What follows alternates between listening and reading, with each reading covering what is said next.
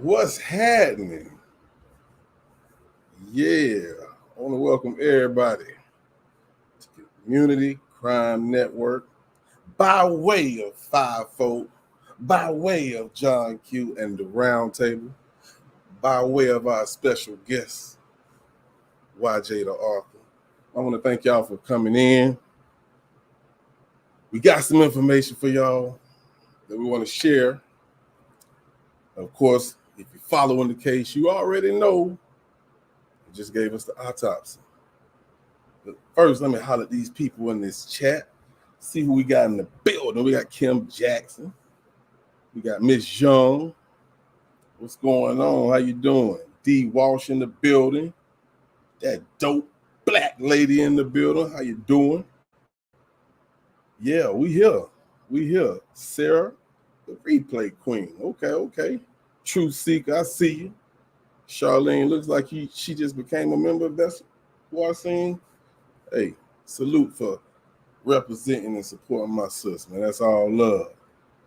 Yeah, we got Kia Tompkins in the building. Hey, Kia.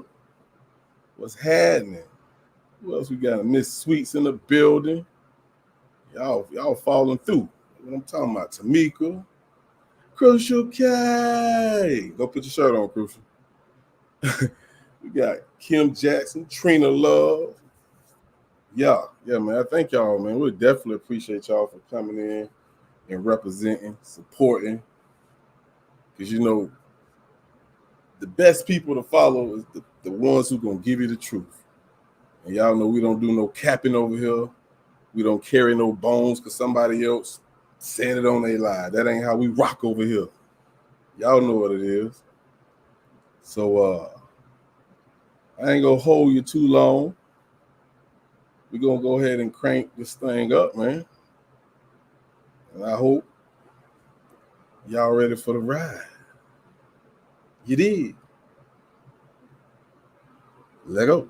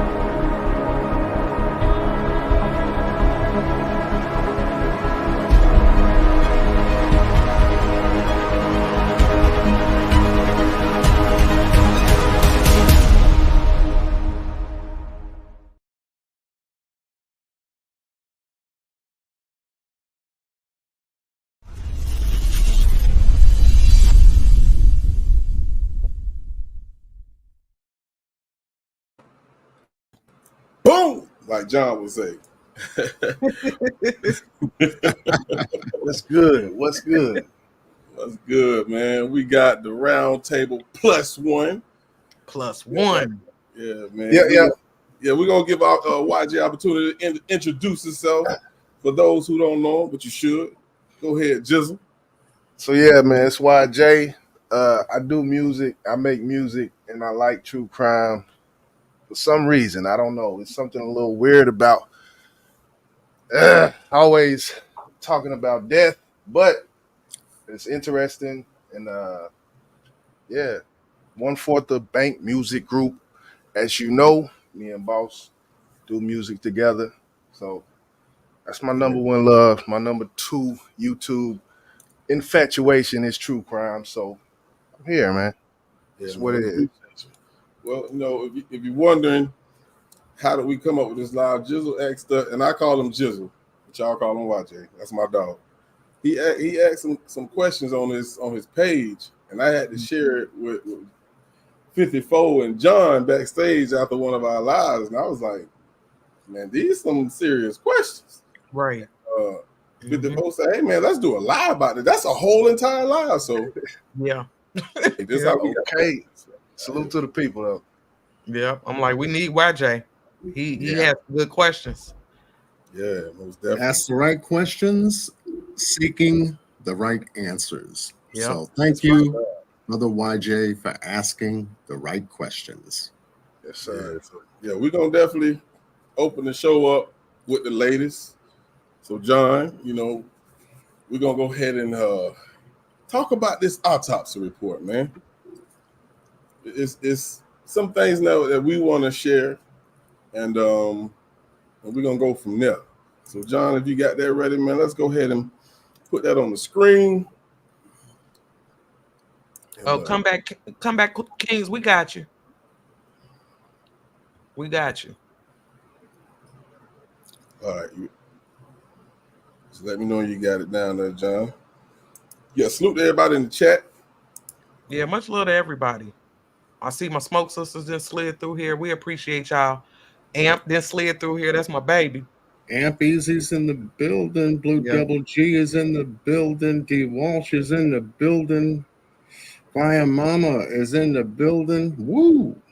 House is getting packed. Yeah, come on much in here because love we to got something everybody. to show y'all. Yeah, we definitely got something to show. You're gonna learn something today.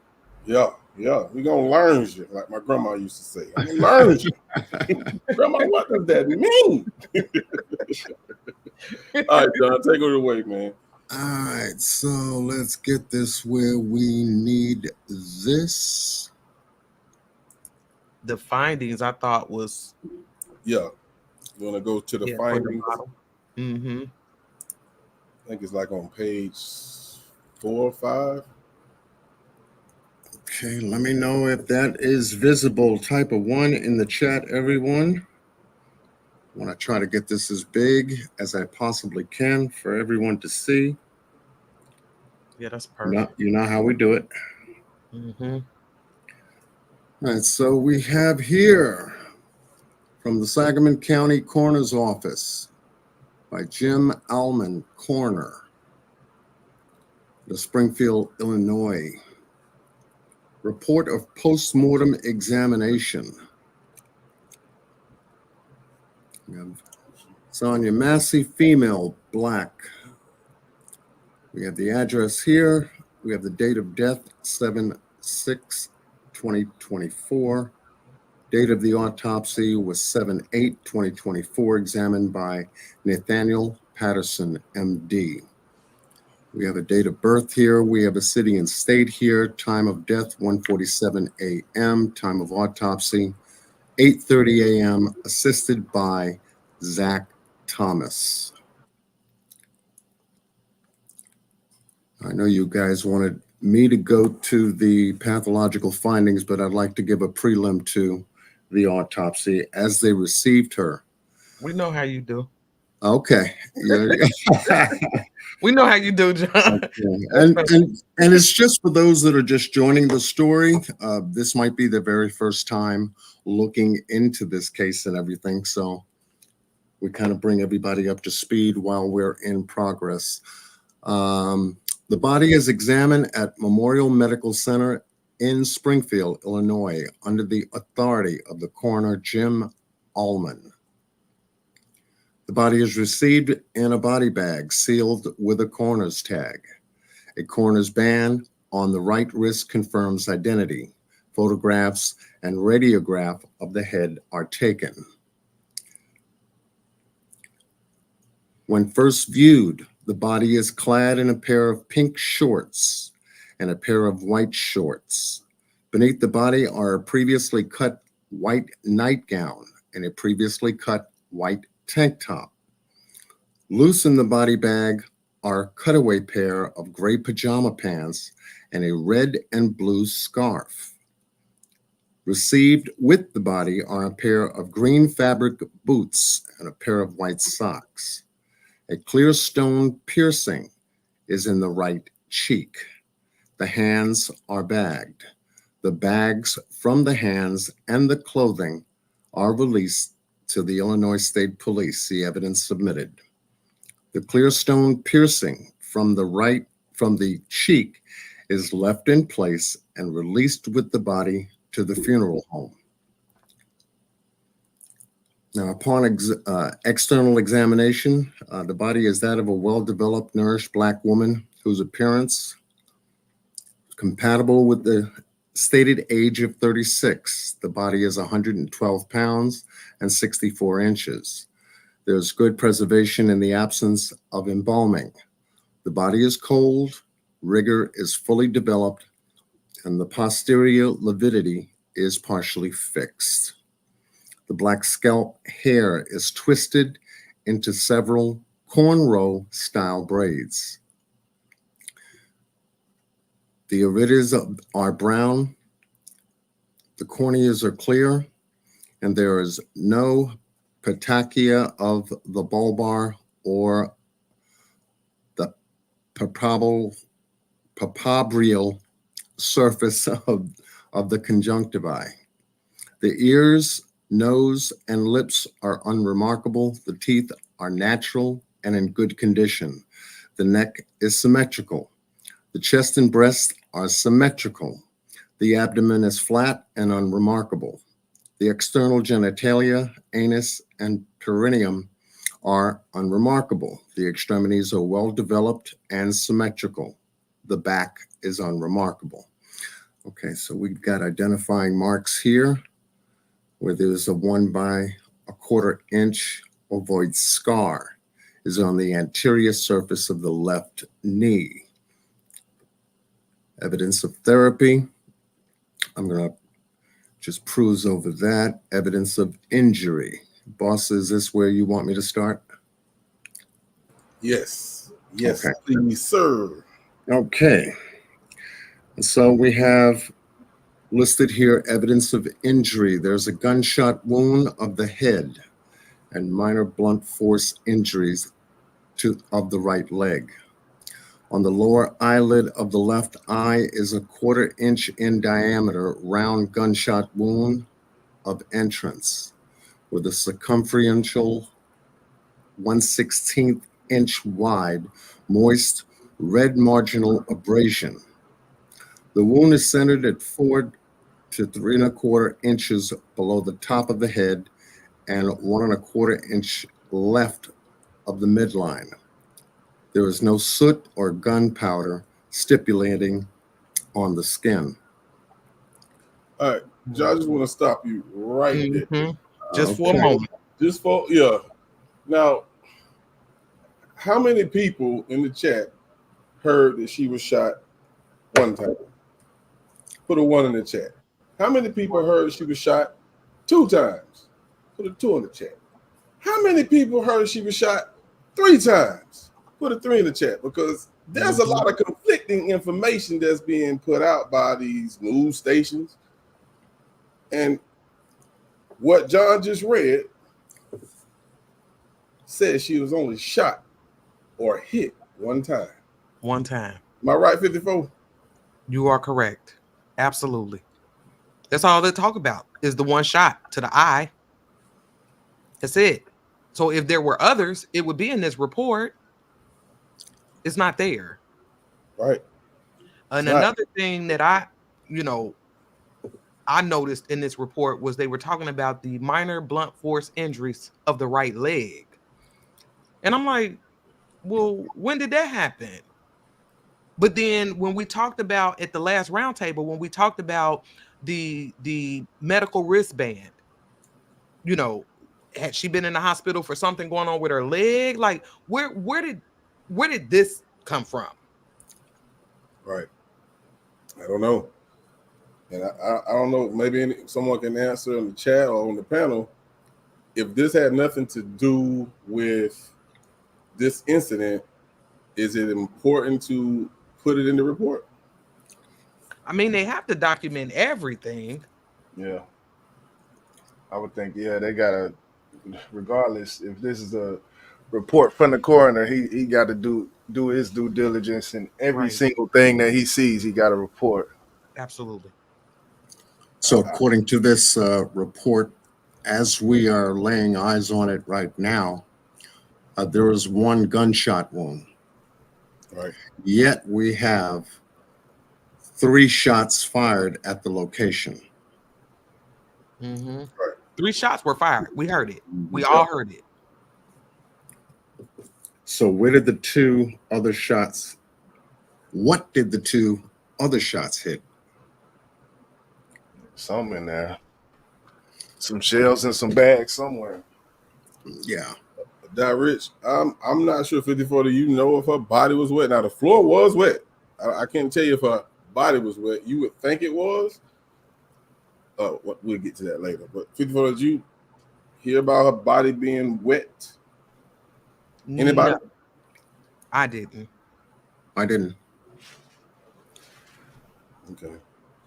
Just wanted to make sure I got that question answered. I don't want to ignore them, but go ahead, John.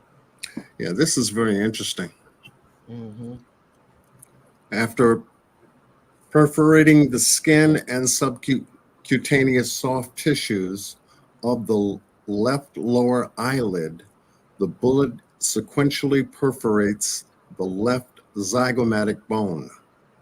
The musculature surrounding the left side of the base of the skull, the left internal carotid artery, and the musculature of the posterior left surface of the upper neck. All right, so in short,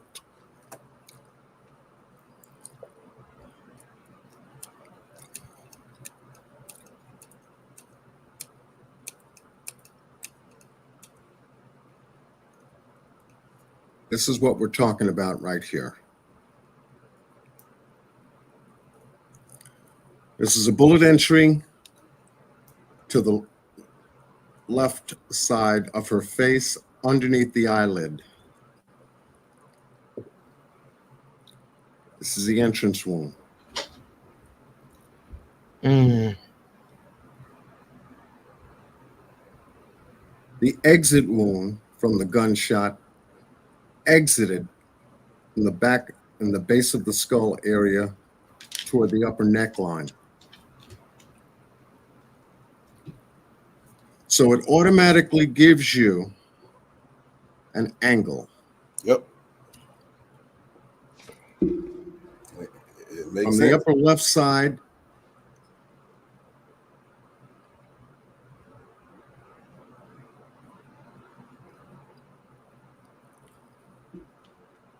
out the neck. On the left side. On the Mhm. left side, correct. And if you remember from the video, they asked, was there an exit wound? And the guy was feeling around on the right side. And you hear him. He say, nah, I don't feel no exit. He's not even, he on the wrong side. It came out the left, not the right. Yeah, Right.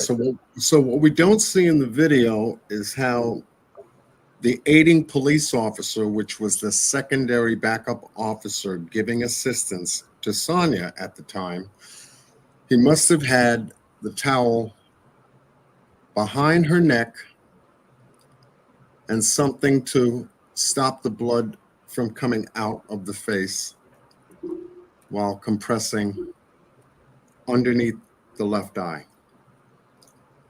This is where we have that blurred portion, obviously, of the video Right. that we don't see. But it would only make sense for him to stop the bleeding from the front, and of course, stop the bleeding from the back. Right.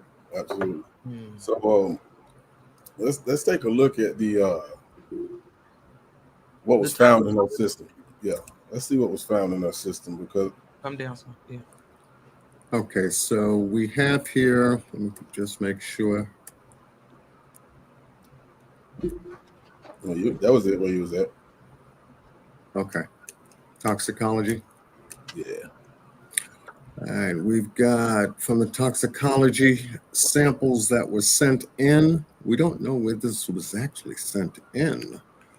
I wonder if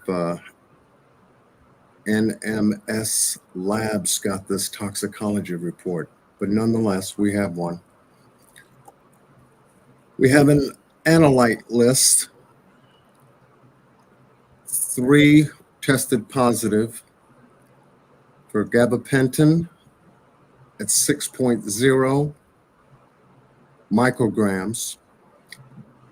Delta 9 carboxy THC at 7.0 nanograms.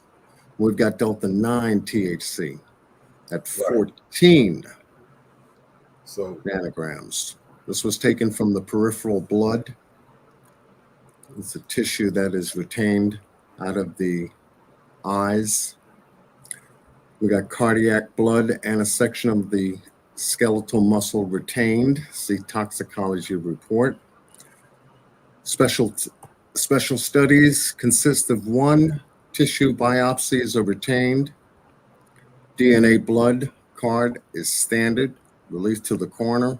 Documentation photographs were taken for the coroner, and a radiograph of the head is taken. So what we want to touch on in these findings is the first one, just in case no one knows. I think 54, you got it over to the right, correct? Gabapentin. The gabapentin, yeah. Hmm. And it was used, what we read was that it was used to treat seizures and then also nerve pain. So when we looked at the side effects, of course, y'all can see it right here: dizziness, sleepiness, tiredness, swelling of the hands, legs, or feet, trouble with balance or coordination, uncontrollable eye movements, infection and fever, nausea and vomiting, and aggressive behavior. These are the side effects. And that last one struck a nerve. Mm-hmm. I don't want to put it on the medication, but it is one of the side effects. Yeah, so it is. That's very important to me. Y'all see that comment Fire Mama said, well, what about, I guess her son said in the press conference something about her having lupus or something? No, I didn't see that. Yeah. Trying to find it, but yeah, that chat moved fast. Cooking would still say gabapentin, yeah, nerve pain pill, yeah. Right, and we was talking about that backstage. So that's what that particular finding was for, if anyone wants to know. So it was really nothing out of pocket that was found in the system. I mean, weed, everybody smoked weed, eating gummies or whatever. Right. And I was wondering if that gabapentin was given to her at the hospital, because I'm still believing that at some point that day she was in the hospital. She still had on the band. Right. So did they give that to her there? And somebody said in the chat that there was no mental illness medications in her system. Mm.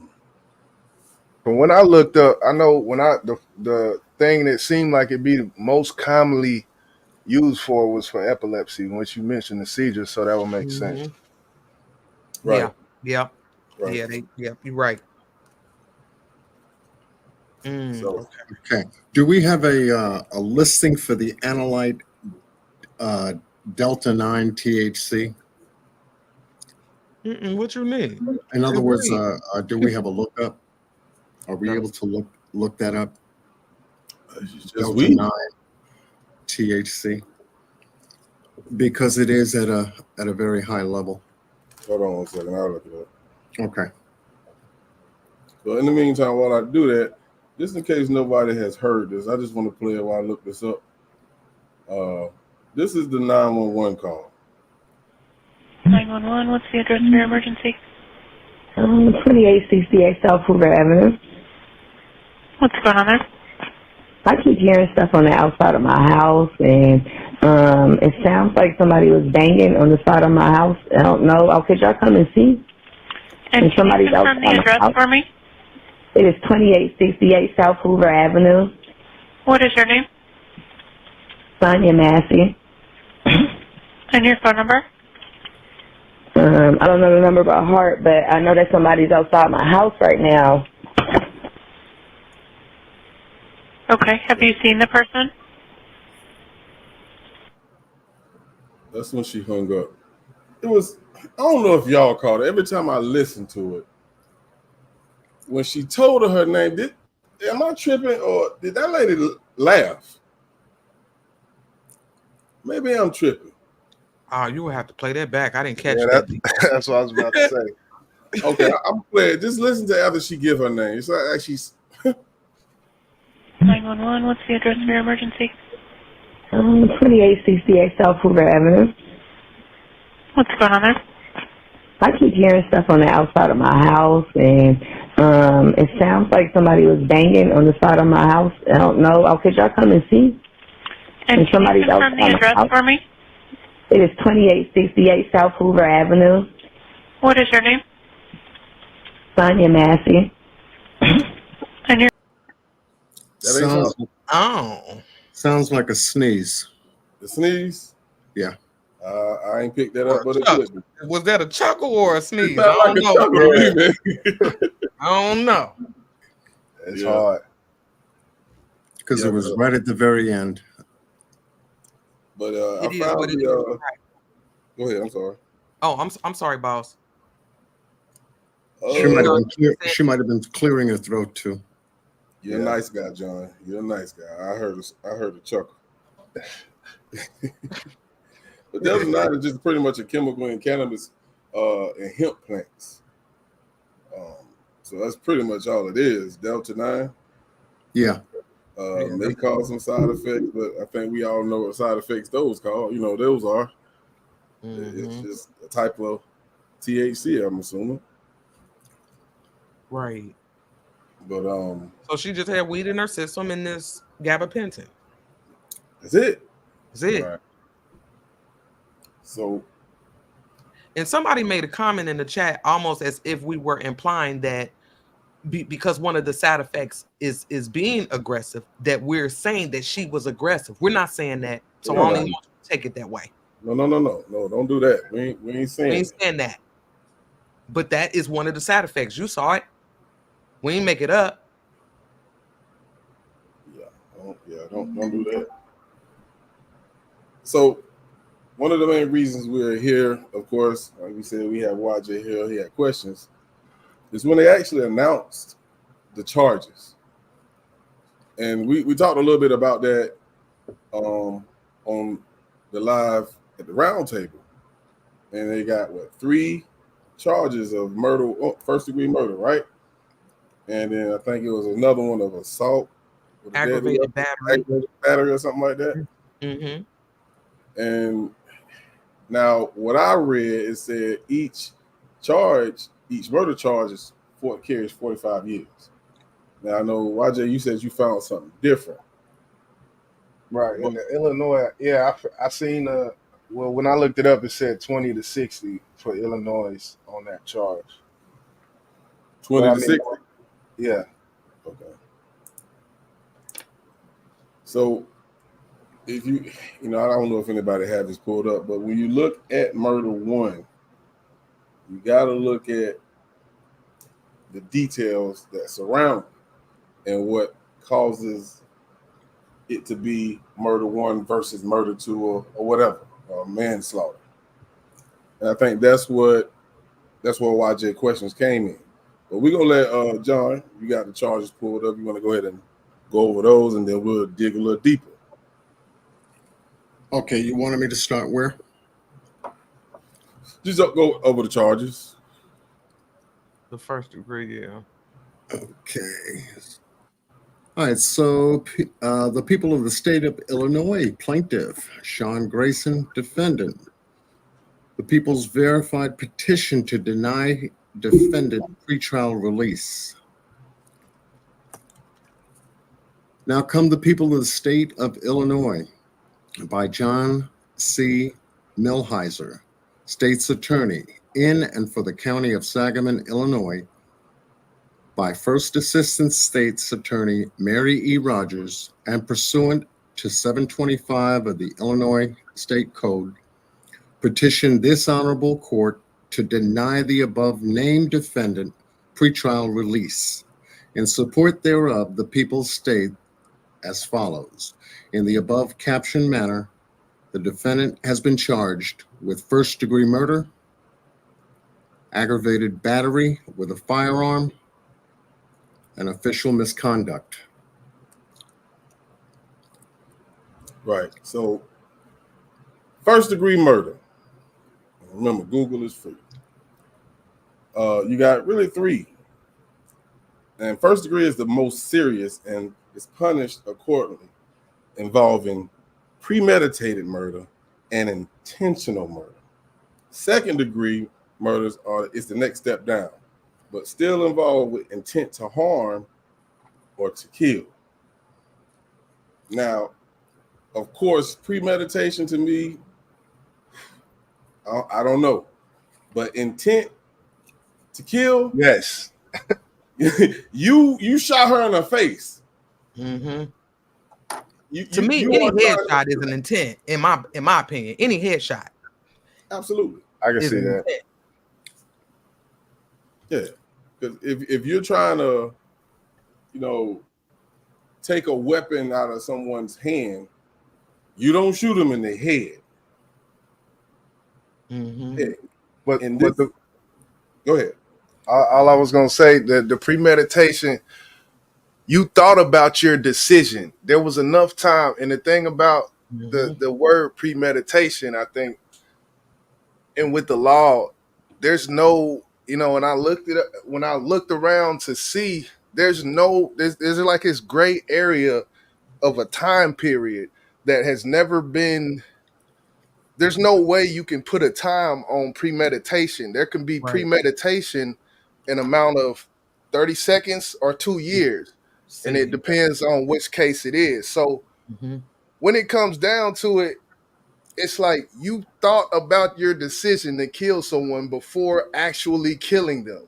Absolutely. The thought of it, I feel like, is the premeditation. But of course, a defense lawyer is going to sit up and tell you that thought wasn't premeditation because his intent wasn't to kill them. So it's this big circle of fuckery vortex that you go back and forth in between when it comes between premeditation and intent. And it's really, it's something that when it comes down to this case in the future, when they go back, I think, what day did you say they go back to court? Or August 26th, I believe. So. On the 26th, when they go back, or whenever they're talking about this defense lawyer, I think that's what he's gonna do, is that's his job, basically, is to get that lesser charge and X out that quote unquote premeditation.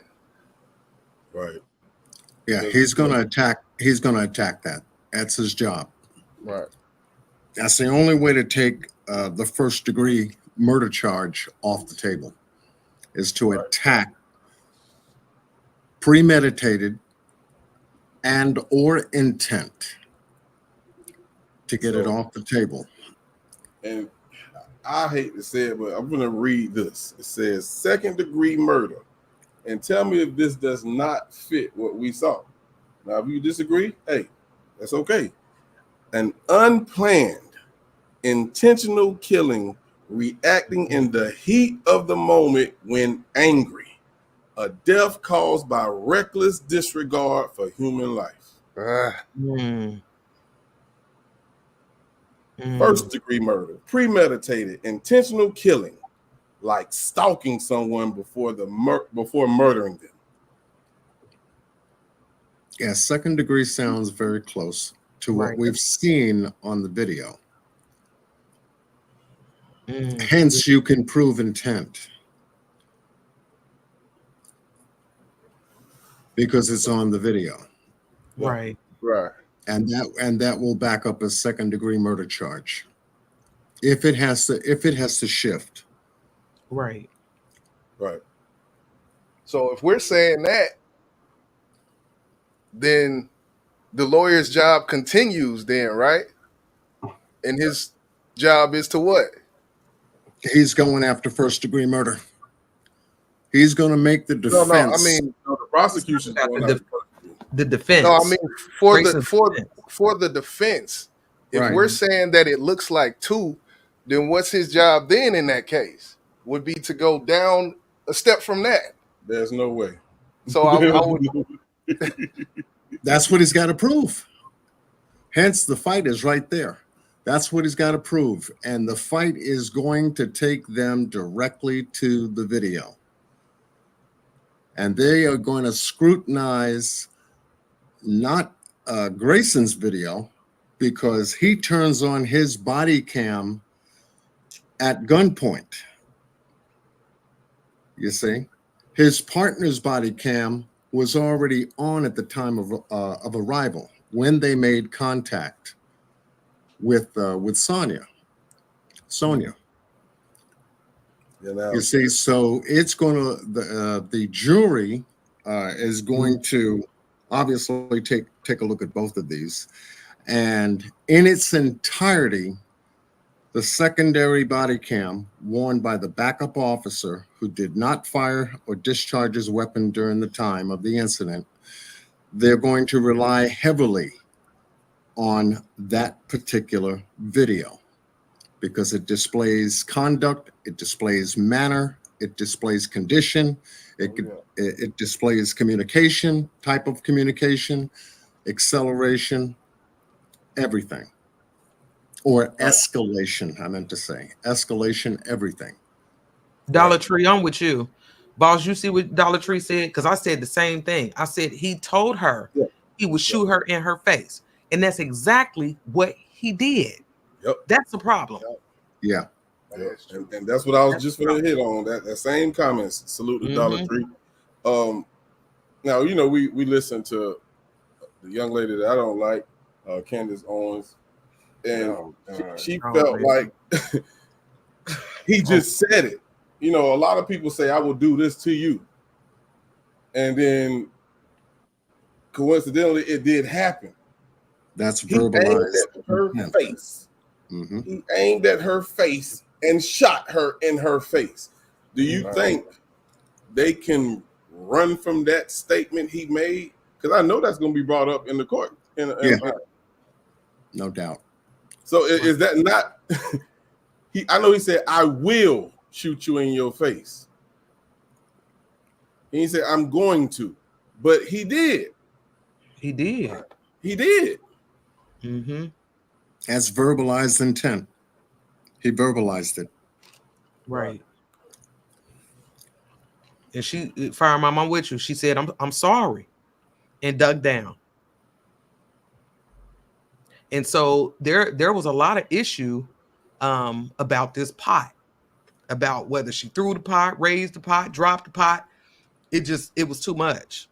I mean, people was going in on me. I told Boss about it. I'm like, I said she threw the pot. I said it. I did say that because she did throw it. And I stand on that. And the video shows it. Yeah, clearly. That's going to be the dynamic point of contention of the whole case there. Yep. Yeah. Did you want to show that, or Roger? You can drop your questions whenever you're ready, bro. We got to these, but we wanted to. You want to go ahead and go through the what you seen there, 54, or what's up? It's up to you, Roger. It's up to you, babe. Well, since I see the comment, I guess I want to go back a little bit. And I see a comment from Miss Sweet say, "Why the fuck didn't they just leave?" Yeah. And that's something, of course, y'all were talking about on the first one.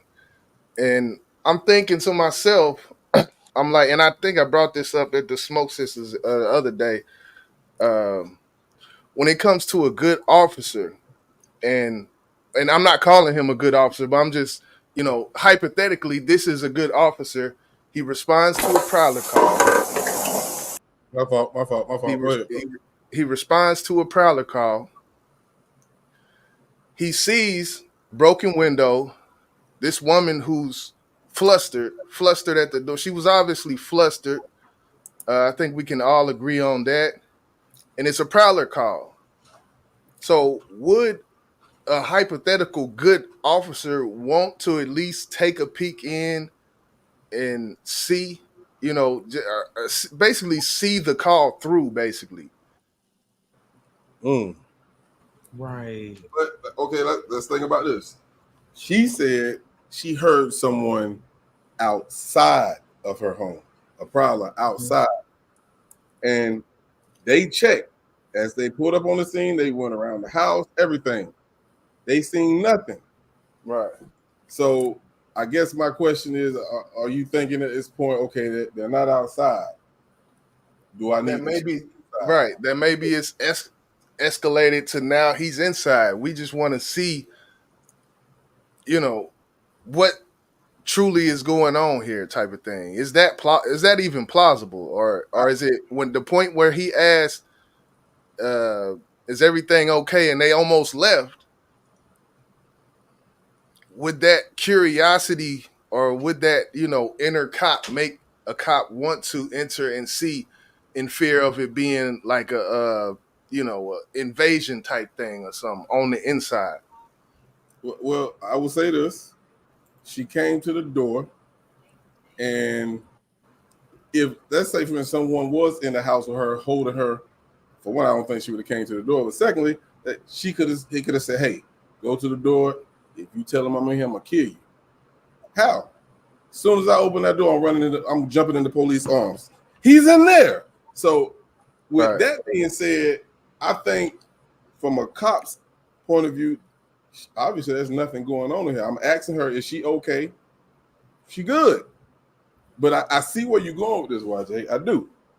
So what should have happened? Okay, if you're in a situation, what should have happened if a police entered without you inviting them in? At that point that they're entering, what should she have did? Stop them at the door.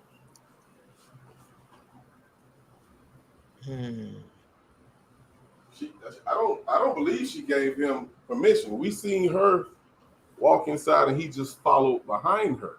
Right. And John, you spoke about this in our last live.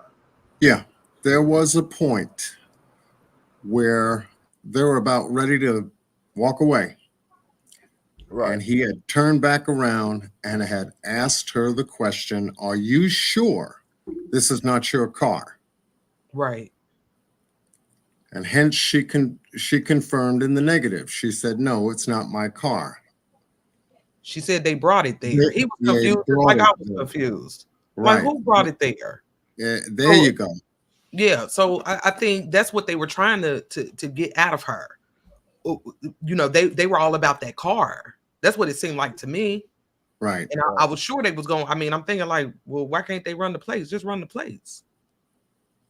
Right. They wanted to make sure.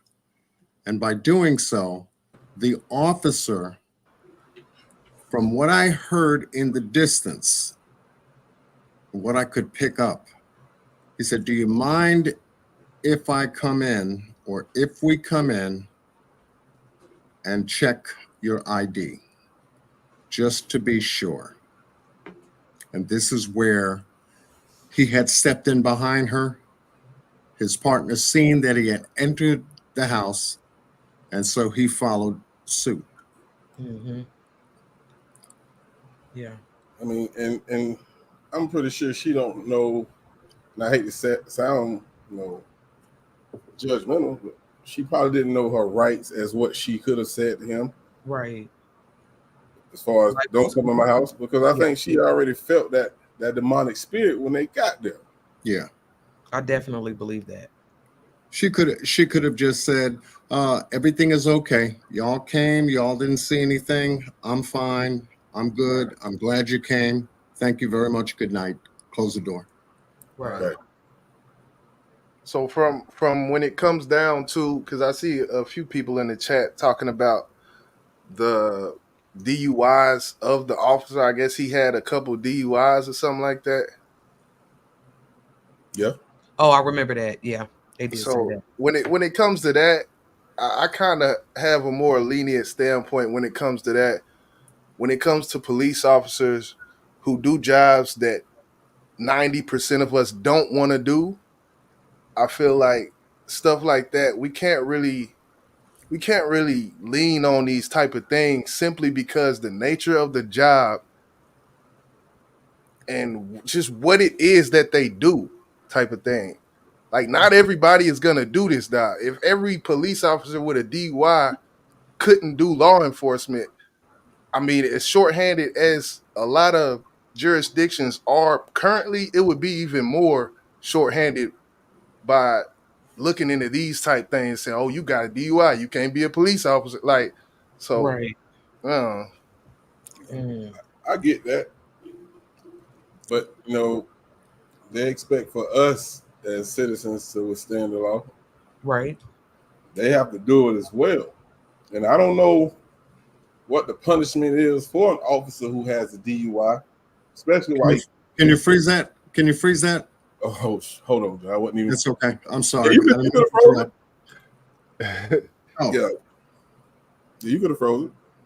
Oh no, I don't have that that button on the side. No, it's over here. You couldn't do that. No, I don't have it on my side. My fault. I don't know where it was at. No, that's okay.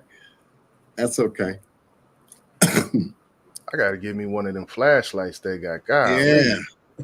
High beam LEDs. man. That's almost like a floodlight. And right here. Driver's side. You got probable cause. So now you connect the prowler call to a breaking and entering into a car on the property in the driveway. Probable cause to do what, John? Now, you have evidence that there may be a prowler. Someone Right. looks like they broke into this person's car who's on the property. But not inside the home. Right. But the car is on the property of the home owner. Yeah. So and she's already calling about a prowler. Yeah, right. She's So calling could about this a prowler prowler. have damaged her car? So I see where they were going with it. Right. Right. So you got to, we got one, and then they went +1. The owner of the house, it's got to equal 2. Is this her car? Hence the reason for the question, are you sure this is not your car? Right. Until she said, no, they brought it over. And now you got another question. Who? Who brought it over? Whose car is that if that's not yours? And I think that's what they were trying to ascertain from her. Right. And she didn't seem like she wanted to be forthcoming on that. Mm-mm. Yep, it did seem that way. So you got a busted car window, and then her saying that someone banged on her window. That's two different things. Like 4th Century there, 4th Century in the rear. I didn't see that the first time. Yeah. That back window. Yeah, that back window was out. All right, so now you got to check it with the owner. So that you know what? That back window being out with that driver's seat window, that makes me think that the person knew her because, and this is just me, but if someone's getting in the car to either steal something, they're not going to bust to that little quarter window is going to be busted into, and you're going to open it with your hand if you're trying to get in it. If you're not trying to get in it and other windows are busted, I would just think it's someone out there just trying to fuck this car up type of thing. Right. Yep. But for what though? Right. That's the hell. I do not know. But this body cam right here, and yeah, y'all listen. When we watched it in slow-mo, slowed it down. Because sometimes you gotta slow it down so you can get all the details. Yeah, can we back it up just a little bit, boss? I'm sorry, 54. No, you're okay. Because don't forget, we got 2 different angles. Yeah.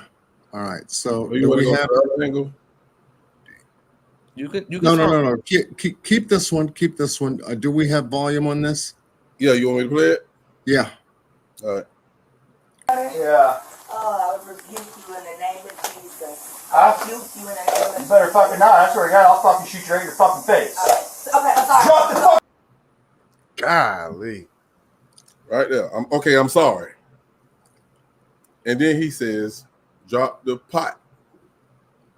Right. She never said she was gonna throw that pot at you, bro. She just because she had her hands on it or her mittens on it doesn't necessarily mean she was gonna throw that pot at you.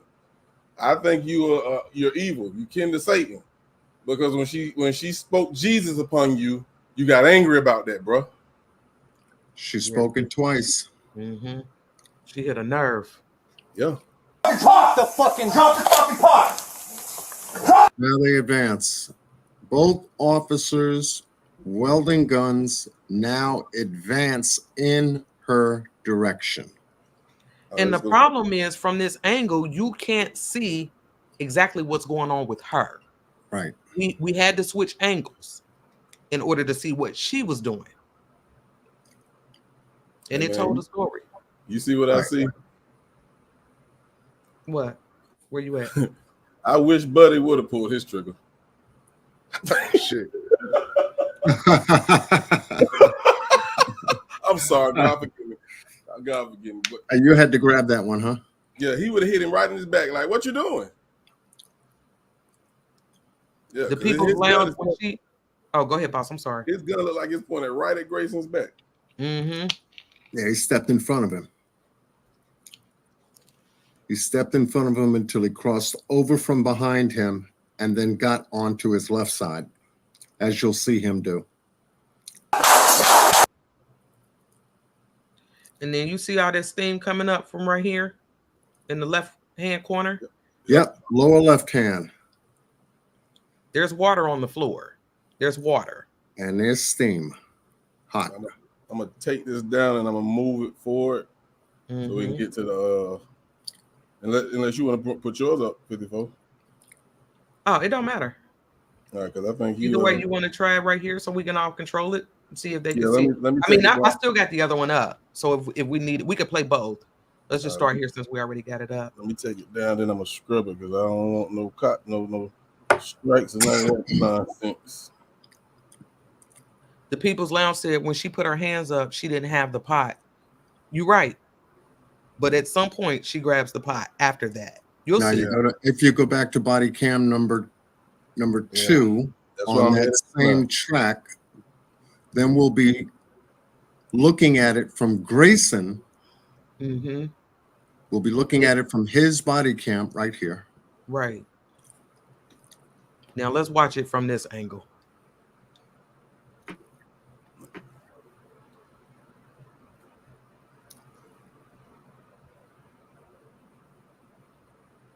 Okay, she's coming back up. Yep. She's coming back up.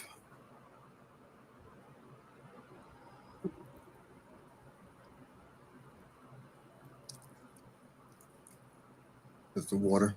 I'll scroll back a little bit more. Yeah. Come back some. This has got to go frame by frame. Yep. Because you got a lot of moving parts here. Coming back up. See? Now, if you want me to play the other one and we could slow it down. Slow it down. Yeah, that'd probably be better. Yeah. Okay. Can you slow it down? Can you go to settings? Yeah, I got you. She got it. Oh, okay. Okay. So let me. Yeah. You go to settings. I'm going to slow it down. Let's do, I think we watched it in this one. Mm-hmm. And I don't have the sound on. I took the sound off, y'all. Okay.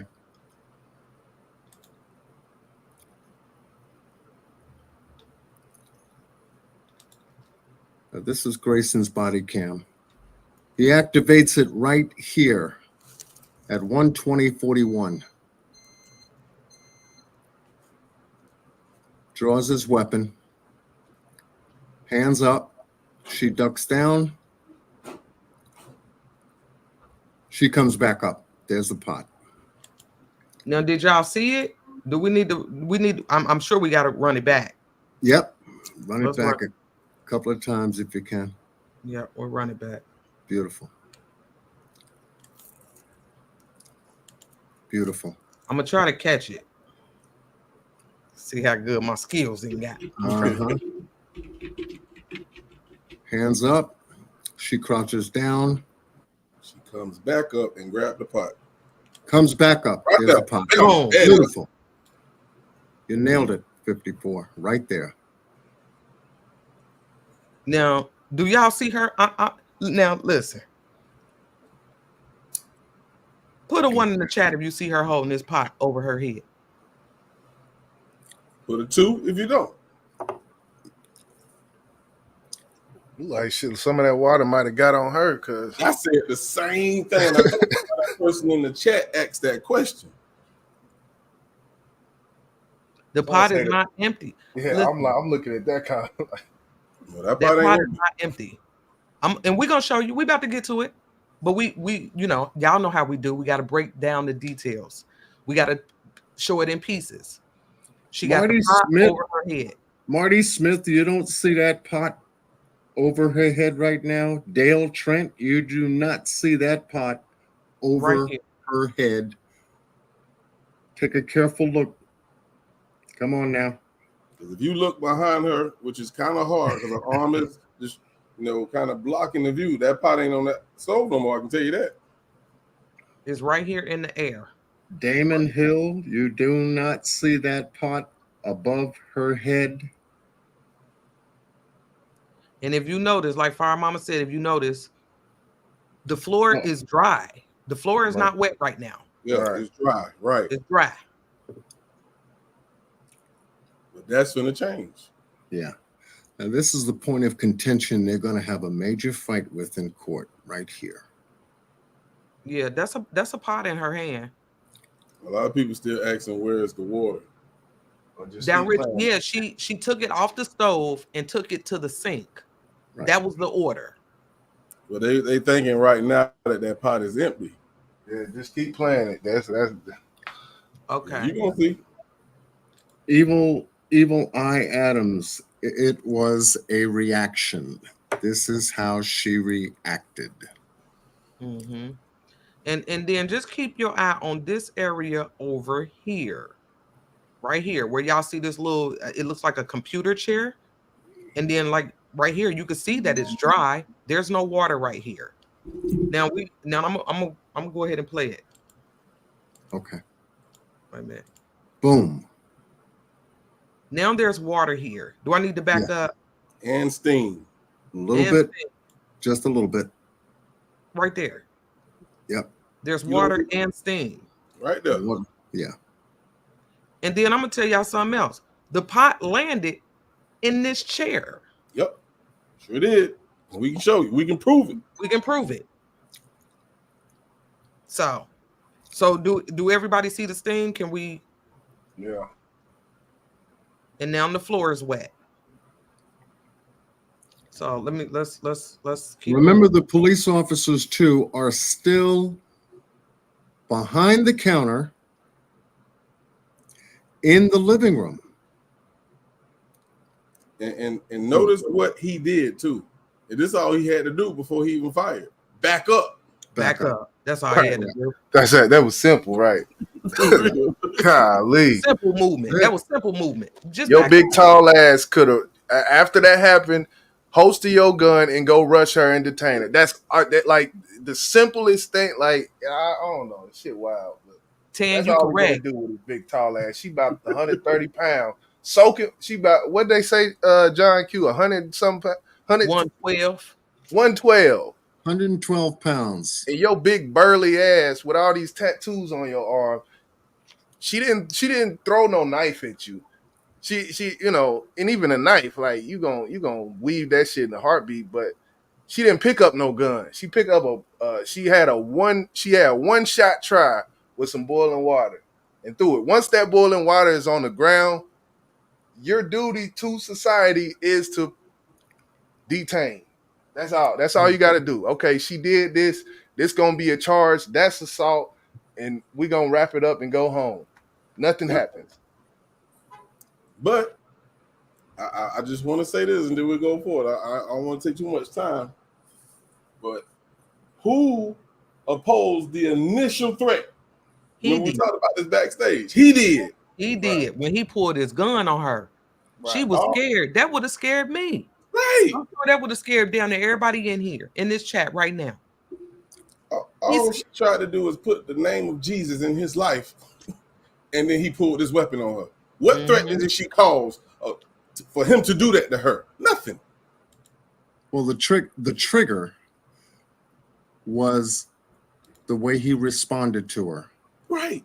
He yelled at her. Yep. And he yelled loud. Mm-hmm. He changed the whole entire pitch of the conversation with an outburst, a threatening outburst at that. Right after she said, the second time, I rebuke you in the name of Jesus. And he said, oh yeah, you better not. I'll shoot you in your effing face. That's how he came back. And he wasn't whispering either. And she didn't yell at him either. She was trying to shield herself because he pulled the gun. He did. To me, and this is what I told Boss and them backstage, to me, he became the threat. That's how I saw this.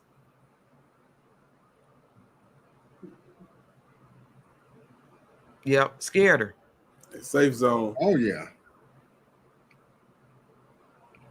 You don't do the name calling. But keep it pushing. Keep it pushing. Okay, I got you.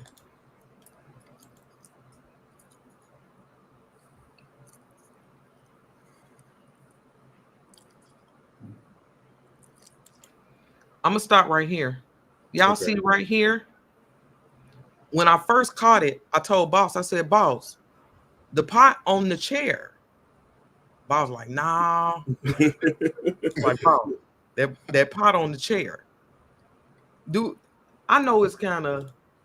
I really couldn't make out what it was, but now that I know it's there, I can see it.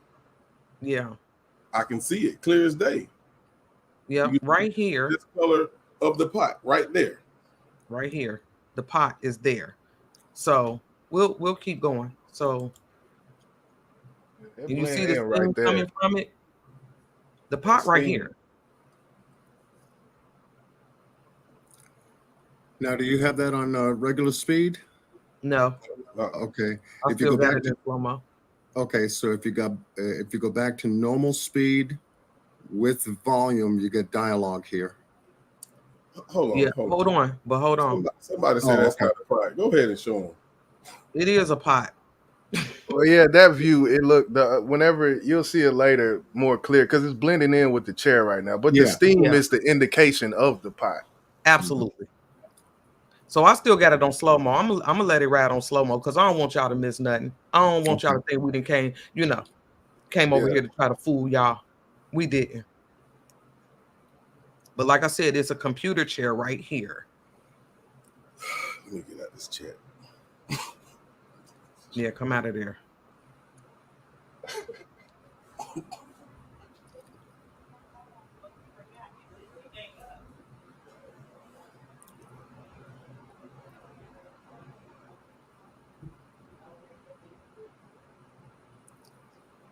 Because he goes over to her. Yeah, he's going to turn around first, and then he's going to come back. Mm-hmm. Yeah, I just want to keep it in slow-mo so they don't miss it. Yeah. I don't want to scrub it. Yeah, you're playing second by second. Frame by frame.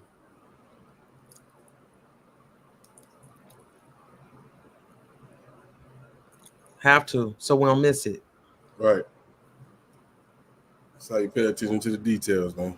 That's all. That's all we want you to do. And I think a lot of people feel like we are against her because we pointing this out. No, that's not at all.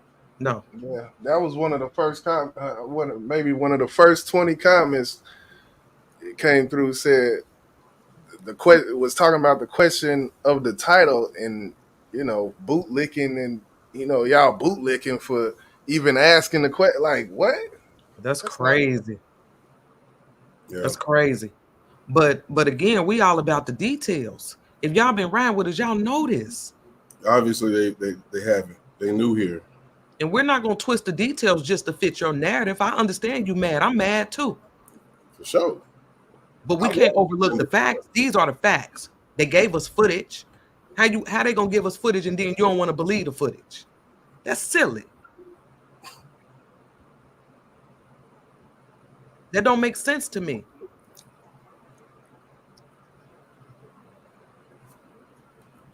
So my thing is this: if you really want justice, you have to understand the facts. You can't come in here screaming justice, but then don't want to pay attention to the footage. Right. Yeah, because that is the material evidence that's going to be in a court of law being reviewed in front of a judge and a jury. Mm-hmm. Whenever the court proceedings start, you're going to wonder why this type of stuff is coming up. We already told you. Yep. No bootlicking, no capping, and none of that over here. We don't do that. So did we miss the part? I hope this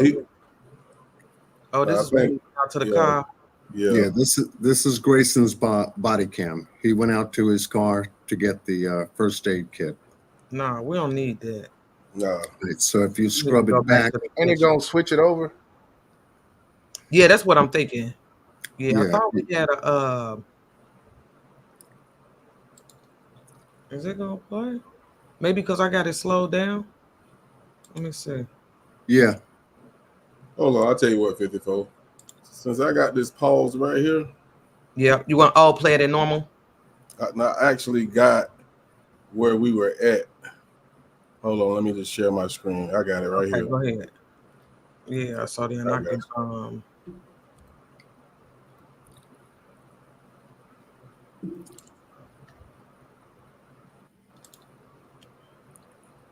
Don't mind that.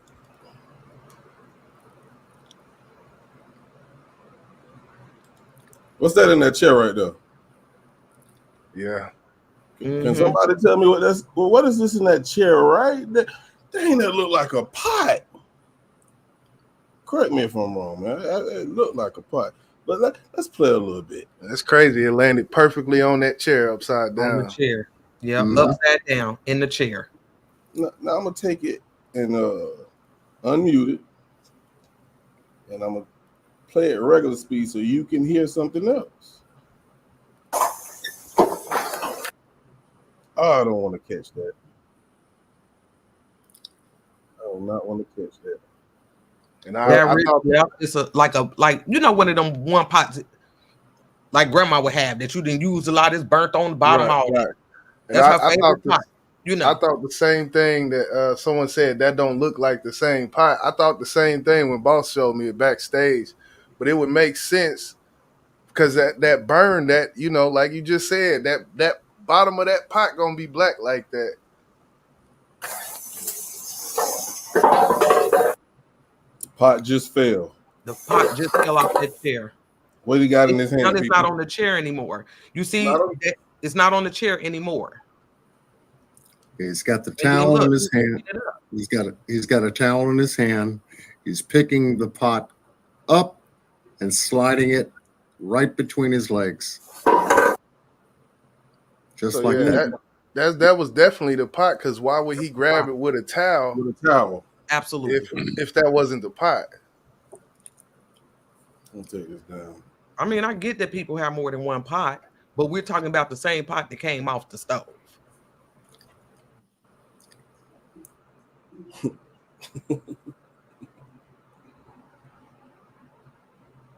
We want justice for this young lady, people. Understand that. We've been doing it for a while, and one thing that we don't do is go by anything someone tells us. We have to go see it for ourselves. Yeah. And if you don't want to go by what we said, cool. Go find the video. You rewind it 100 times and tell me what you see. And slow it down. It's cool. Right. Because the jury, once they take a look at this body cam footage, this is all they'll have to determine whether this was justified or unjustified.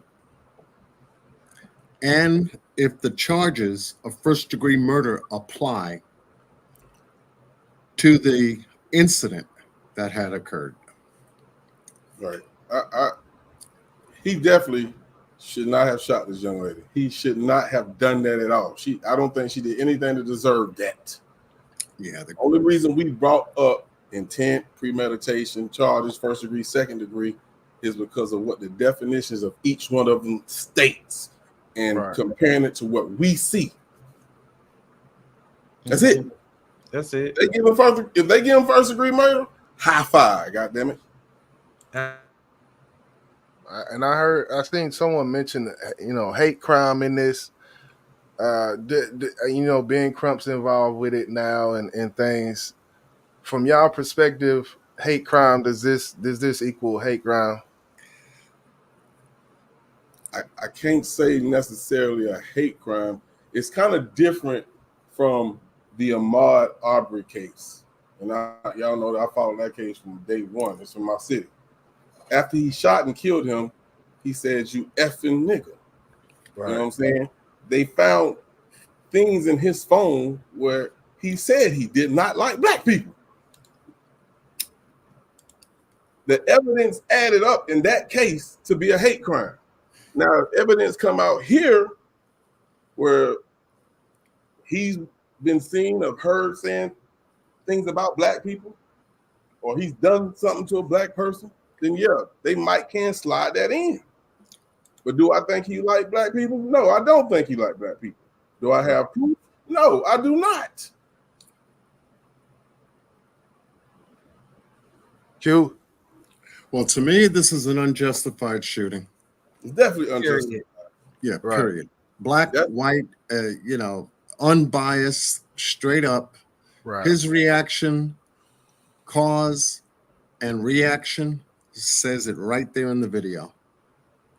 I agree.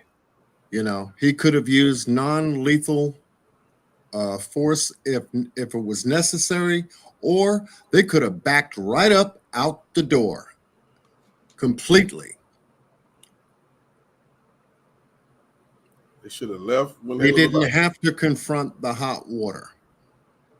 The police are aggressive. They're there to enforce the law. That's it. In this particular case, non-lethal force could have been used, but wasn't decided upon being used. Deadly force was decided. This came from a decision and not premeditation. That decision verbalized, "I'm going to shoot you in your effing face," verbalizes intent. The action took place. He shot her in her face. So they confronted the situation with lethal force. Right. That's all they basically did when they could have chosen to do something else. Police are not trained to do anything else once they pull their weapon other than protect themselves.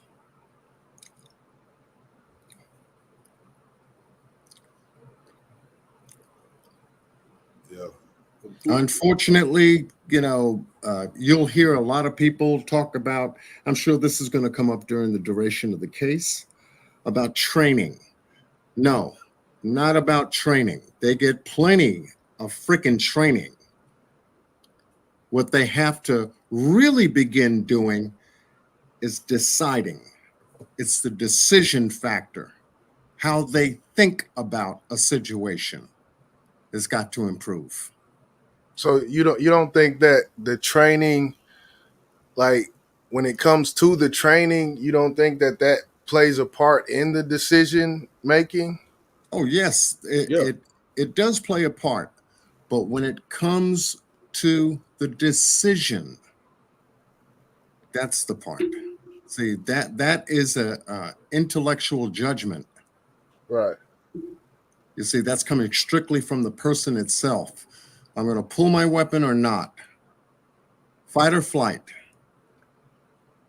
Yeah, I definitely do feel like all across the world, in every precinct and every police academy, that needs to be something that they start focusing on. And if you have to add an extra day of training, do so. But we see this happen too many times to people with special needs and in mental health situations where the family members call them for help and they end up taking the life of the person who needs help.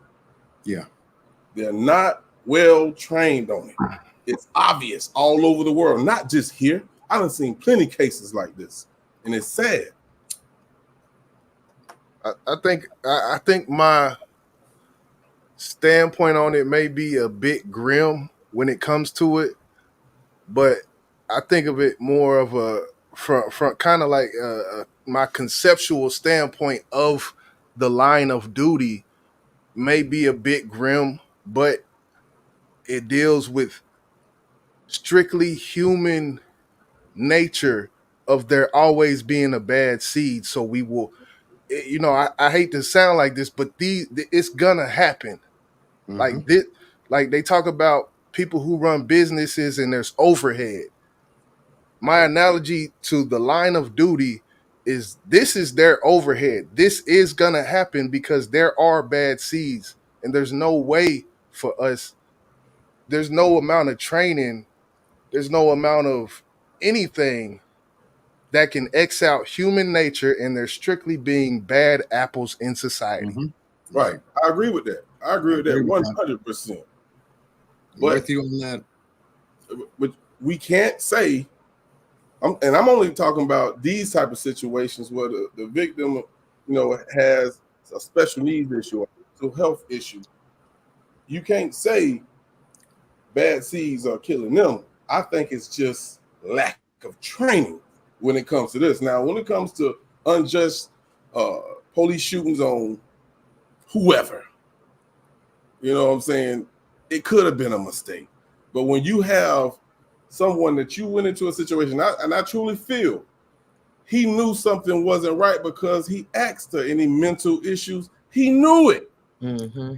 So in my head as a police officer, whether I'm trained or not, I have to understand this can go left at any point. And Right. why do I have my hand on my taser instead of my firearm? Come on, man.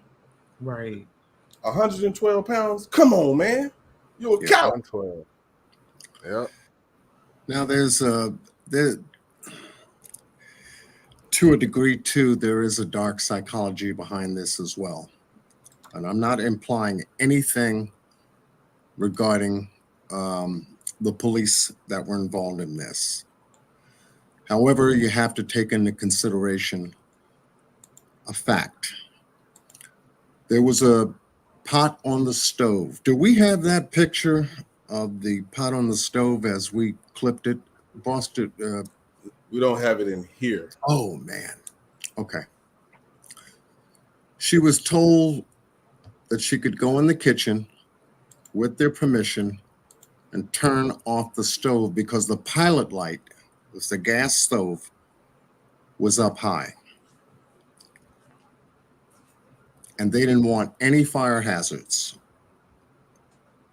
They allowed her to go into the kitchen and turn that stove off. She then decided to pick up the pot to remove it from the stove head and take it to the sink. Hence, therefore, they put a weapon in her hand. Now, that's dark psychology.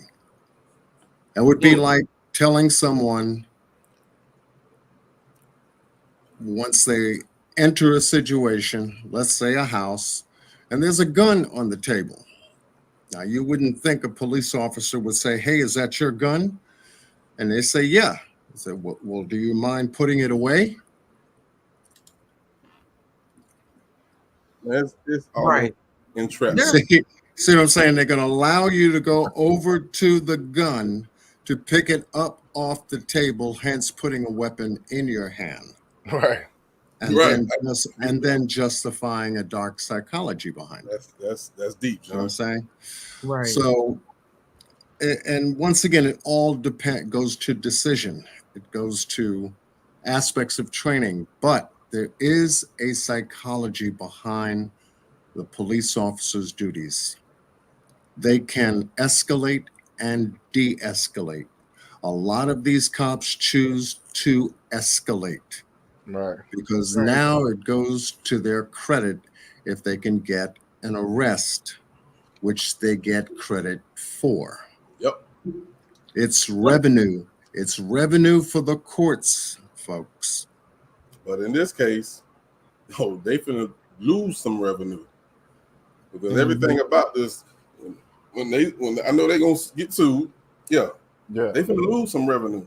So in that sake, I think they'll be smart to weed out the bad apples because it's gonna cause things like this to happen. Right. Dark psychology does cause these things to happen, yes. And when you have an overworked police officer working multiple jobs, which of course the court is going to find out about this guy's background, any violations or reports from his department is going to be a part of this case. His character amongst other police officers, other partnering police officers, other precincts that this guy came from, all of that will be in accordance with this case. Because that's what the prosecution has got to dig out if he's going to get a first-degree murder charge on this guy. He's got to pull all the stops out because he made the call. He put the charge on the table. Right. And that's exactly what you said. I think that's what's going to have to, it's going to have to be an umbrella of things to get that jury mind in where he wants it to be, basically. Yeah. Not just, the first thing I'm bringing up is the premeditation because that's the actual charge. But when it comes down to it, if they really want to get what they really need to happen, it's going to have to be the umbrella effect. All of these things combined, this is this man, and this is the charge he should get. This is the amount of time he should get, type of thing. Mm-hmm. Correct. All of that is encompassed because that's the only way that you can find the bad apple. You go back to the point of origin, from the academy all the way up until he arrived at this house. He confronted Sonya Massey in her home and shot her down. Facebook, Twitter, everything. And one last thing. This is how you know he knew his stuff. Because he started acting. Remember, when he shot her, we just showed y'all where that pot landed. Why did he still yell at her to drop the pot when it was nowhere near her? He was acting. Sure did. He started to put on a show for him. And there was one comment, I keep it real, says, how did the pot land in the chair when the computer chair was in the way? But there's two chairs. One looked like one of them salon chairs, with one of them little pumps. I know my ladies know what I'm talking about. The little pump on the side is one of them. And then there's a computer chair. The pot landed in the computer chair. And then when he moved those chairs over to get to her after he shot her, the pot fell. He moved the pot out the way. But it's almost like you gotta combine both angles to see it. Boss, can we listen to the dialogue? On here? Yeah. Whoever's got the I got it slowed down. Wait, hold on. Let me put it back at normal speed. I was trying to I went back to the partners body cam because then they're gonna see more, boss. Because remember, we had to go back and forth to put it together. So that's why I was just trying to play this as y'all spoke. So it'll get I got part, Every movement from this point on is critical to the officer's ability to think and decide what he's going to be telling the supervisor regarding this officer-involved shooting. Kept asking him, "Are you good? Are you good?"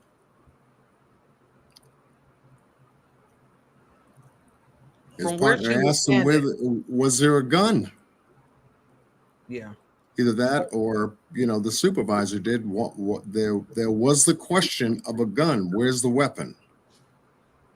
But then There ain't no gun. She was coming at me with a pot of hot water.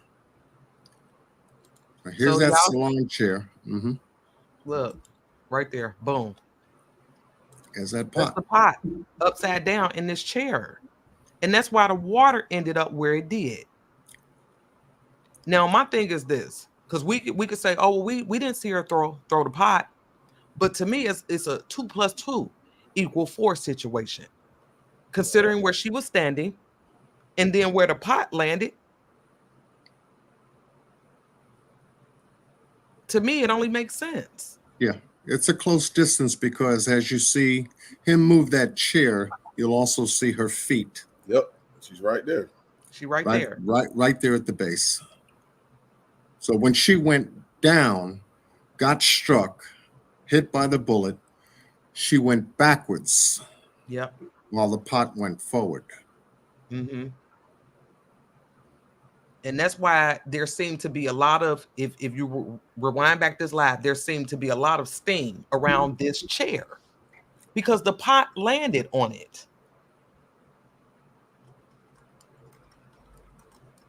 And when he started to move stuff around, the pot fell. This is the pot. He was going after that white towel in the corner. Moved the chair. He's altering the crime scene. There's the towel. There's no pot on the stove. No pot on the stove. He picks it up, throws it between his legs. All right, let's get off of this. Yeah, my bad. Sorry. Yeah, no problem. No problem. I mean, they have it. You good? Out. You good? Yeah. I just don't trust you too. Yeah. Yeah. I just wanted to, because there's been a lot of talk about the pot. Right. So I just wanted to make sure everybody saw the pot. No, I get it. Most definitely. And there's still gonna be people say, nah, it's another pot. That's a different pot. We're gonna get all that. But we here to bring the detail. That's all we come to do. We want justice for Miss Massey. Absolutely. Yeah. And like I said, if we wrong about the charges, which we're not paid professionals, but we can read. Yeah. If they give them first degree, salute. That's all I can say. Shit. Right. And when it comes to moving the pot, I don't put too much stock in him moving the pot because at that point in time, the mind state and the adrenaline and everything, he's not thinking, which he should be thinking, this is a crime scene. Don't move the pot. Walk around the chair because he moved the pot and something else next to it. I don't know if that was another chair or what, but. And then my thing is this. It looked like he threw it back to the right. So then he could come with that. See, she threw the pot at me. He slid it back where it came from. Right. It went back towards the other chair that was sitting there, the computer chair. So yeah, I don't. Because once you've identified a crime scene and you have a call that's put into the medical examiner's office for the coroner to come out and begin processing the scene, however they show up is how they process the scene. Whatever is in place, they tell everybody to step out so they can come in and begin processing the body and the scene. So everything is captured right there at that moment once a scene is being processed. Right. You see, I'm having not to change the subject or anything. I'm having an issue right now looking at a crime scene which involved obviously the attempted assassination of, the former president, and how they found this guy on the roof versus where his gun was seen during the time of processing the scene is posing a lot of questions, because rather than the gun be with his body, if he was shot laying down and they neutralized him that way, this gun was 7.5 feet away from the body. And there were 8 shells expended when only 3 shells were heard. So there's a lot going on there. In this particular case, we have a shooting, unjustified shooting. Things could have been handled an entirely different way. He should have been able to identify that she was wearing a medical band when he was talking to her. Yeah. And hence taking the extra effort to speak with her in a way, knowing that she could possibly have a medical condition, and not to do anything to agitate or aggravate her during the time of the call. Yeah. That's just my opinion on that. Most definitely. Well, I think we pretty much covered what we came here to cover. I definitely appreciate everybody for coming out. YJ, I definitely appreciate you, my brother, for coming up here. You got any last words, man? We're gonna go around the panel before we get up out of here, man. Yeah. Any other questions, YJ, that comes to mind, knowing that you've gotten a good walkthrough now that you've seen what you didn't see the first time around, or maybe the second time around, and you got some details now. Any further questions that come to mind? I'm gonna be honest, not for real. I had some when I came, and I asked what I asked, and the others by proxy were answered. So I'm not gonna ask those. But one thing I do want to just say again, man. When it comes to the bad apples, man, it's surprising and shocking as the case is. It's a part of the line of duty, and it's gonna happen. I hate to say it like that. I done seen some comments in the chat when I said that, and I already know how it feels hearing those words. But it's life. Yeah. You're right. But yeah, we're gonna wrap it up. John, you got anything else, man? Oh man, I got the 26th on my mind. How they're going to unfold this discovery.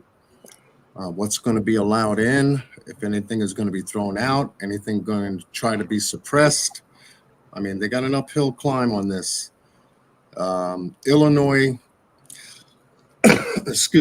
state law, as I had mentioned before, allows a police officer to protect themselves against bodily harm. This is going to possibly be Officer Grayson's highest defense against hot scalding water, which will be deemed legally as a weapon. That's going to be the point of contention of this case. Absolutely. So our hearts and prayers and condolences go out to the family of Sonya Massey, and we just hope and wish the best for them. Yeah. 5-4, you want to talk to your folk before we get up out of here? I mean, man, listen. At the end of the day, we all want justice. I don't care about whether. I mean, to me, it's a 2 + 2 = 4 situation as far as the pot goes. But at this point, I don't give a damn if she raised the pot, threw the pot, dropped the pot. Hell, she could have stood on top of the damn pot. It's still, you understand what I mean? Yeah. It still did not warrant the response that Grayson, why we're here. It still didn't warrant that. It really didn't. So I'm still screaming justice for Sonya. I All want him day. under the jail. I do. Yeah. But it's our job, you know, doing what we do to make sure we don't miss any details. And then we bring it to you all. Yeah. That's a job for us. And sometimes we got to face the hard truth. And this is just a hard truth. And my thing is this, you know, it is what it is. But like I said, it did not warrant the response. She shouldn't have ended up dead on the back end of that. And I stand on that. And you know, thank you for letting me grace this illustrious panel, such as the Roundtable. Yeah, man, it's been fun. It's been fun. Most definitely. I appreciate it. Well, you know, I'm just gonna say before we leave, I know each individual on this panel personally. Yeah, I met them on YouTube, but we have relationships. We have a deep friendship, a bond. And I don't surround myself with nobody who's full of shit. Right. That ain't in me. So when you see us come up on any channel, any panel, just know we coming with the facts if we can't come with nothing else. So with that being said, we're gonna get up out of here, man. I want to salute all y'all who came and rode with us tonight. 54 channel to mine, to John's. We're gonna catch y'all on the next one. Y'all be easy.